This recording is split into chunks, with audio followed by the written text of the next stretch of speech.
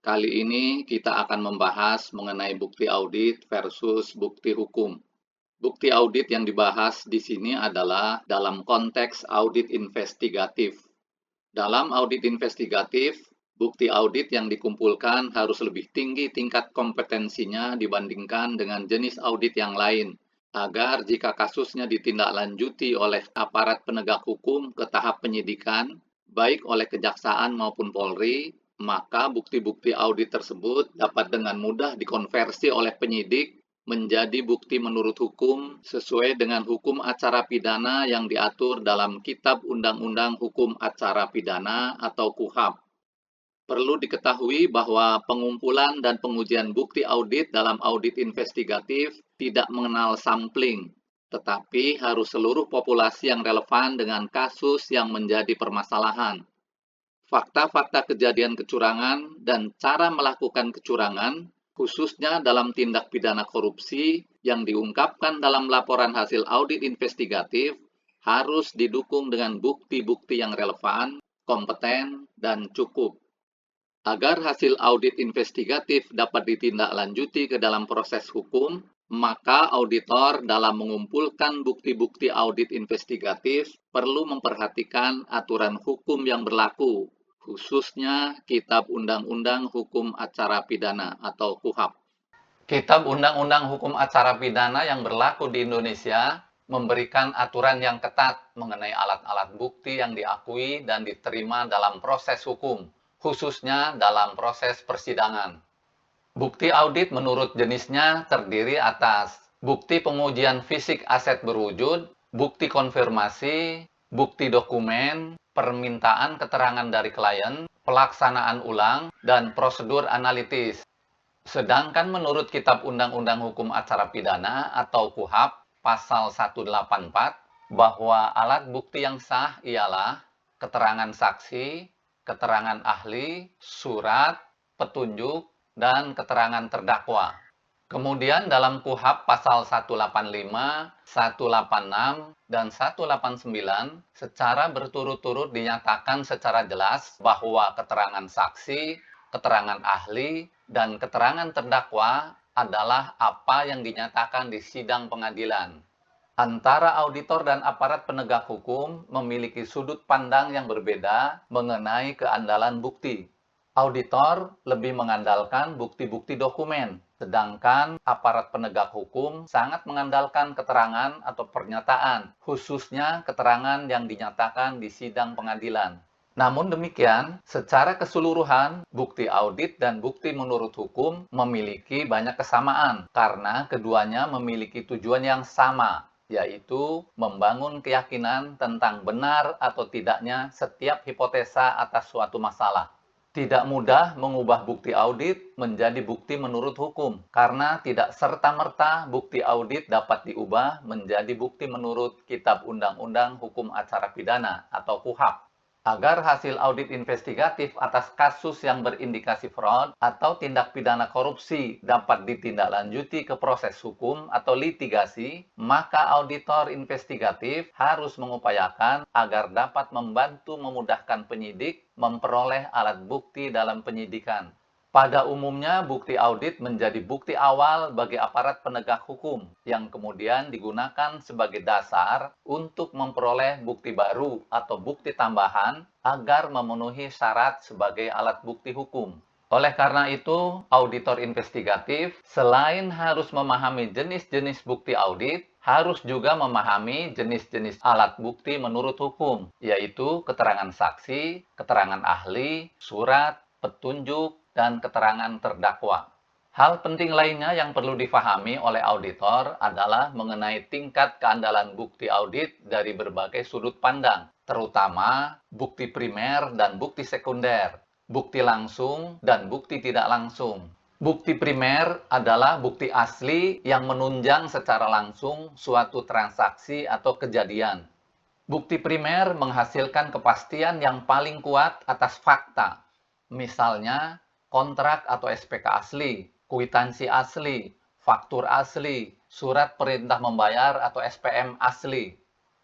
Bukti sekunder lebih rendah mutunya apabila dibandingkan dengan bukti primer. dan tidak dapat dipergunakan dengan tingkat keandalan yang sama dengan bukti primer. Bukti sekunder dapat berupa fotokopi kontrak dan keterangan lisan. Bukti ini dapat diterima jika bukti primer ternyata rusak atau hilang, atau dapat diterima jika ditunjukkan bahwa bukti ini merupakan pencerminan yang layak atas bukti primer. Bukti langsung merupakan fakta tanpa kesimpulan atau anggapan. Bukti ini cenderung untuk menunjukkan suatu fakta atau materi yang dipersoalkan. Suatu bukti dapat dikatakan langsung apabila dikuatkan oleh pihak-pihak yang mempunyai pengetahuan nyata mengenai persoalan yang bersangkutan dengan menyaksikan sendiri. Contohnya adalah bukti transfer atau cek yang berhubungan langsung dengan suatu tindak pidana. Bukti tidak langsung mengungkapkan secara tidak langsung atas suatu tindak pelanggaran atau fakta-fakta dari seseorang yang mungkin mempunyai niat atau motif melakukan pelanggaran. Bukti tidak langsung cenderung untuk menetapkan suatu fakta dengan pembuktian fakta lainnya yang setaraf dengan fakta yang diaudit. Meskipun bukti ini mungkin benar, tetapi bukti tidak langsung sebenarnya tidak menetapkan suatu fakta secara meyakinkan. Bukti audit tidak dapat digunakan secara langsung untuk membuktikan suatu tindak pidana korupsi. Namun demikian, bukti audit tersebut dalam suatu perkara tindak pidana korupsi dapat digunakan oleh penyidik sebagai informasi awal, sebagai bahan pengembangan kasus dalam rangka memperoleh bukti baru dan/atau bukti tambahan yang memenuhi syarat sebagai alat bukti hukum sesuai kebutuhan. Pengembangan bukti audit menjadi bukti hukum oleh penyidik dapat terjadi sebagai berikut. Pengujian fisik aset berwujud. Dalam pengujian fisik ini, auditor melakukan inspeksi, penghitungan, atau pengujian fisik aset suatu entitas atau organisasi yang menjadi target bersama-sama dengan pihak terkait atau penanggung jawab yang kompeten. Hasilnya dituangkan dalam berita acara hasil pengujian fisik aset yang ditandatangani oleh auditor dan para pihak terkait yang menunjukkan adanya kesepakatan tentang fakta yang dimuat di dalam berita acara tersebut. Dari bukti audit berupa berita acara pemeriksaan fisik ini, penegak hukum dapat mengembangkan menjadi alat bukti keterangan saksi apabila pihak terkait mendengar, melihat, dan mengalami sendiri tindak pidana yang terjadi. Menjadi alat bukti keterangan terdakwa apabila pihak terkait ternyata terlibat dalam tindak pidana yang terjadi. Menjadi alat bukti petunjuk apabila terdakwa menyangkal fakta atau perbuatan yang didakwakan dalam persidangan.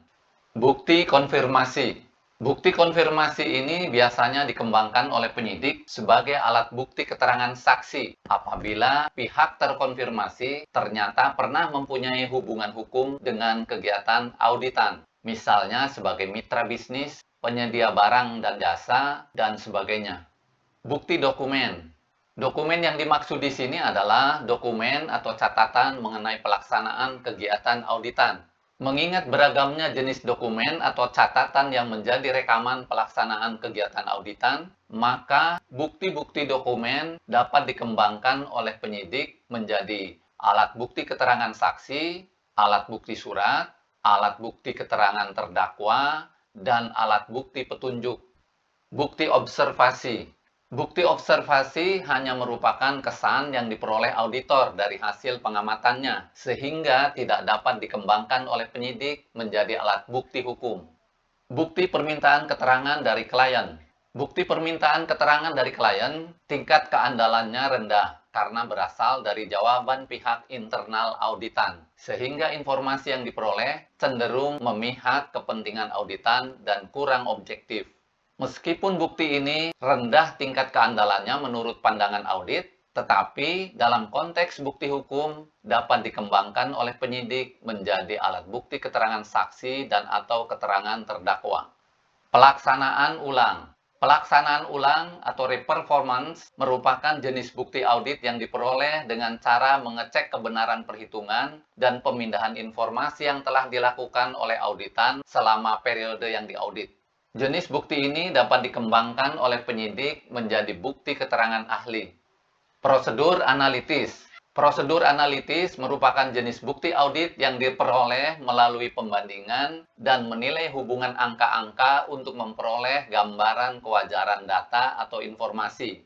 Sama halnya dengan bukti observasi, bukti analitis belum merupakan bukti yang nyata karena hanya memberikan indikasi. Oleh karena itu, maka sulit dikembangkan oleh penyidik menjadi alat bukti hukum.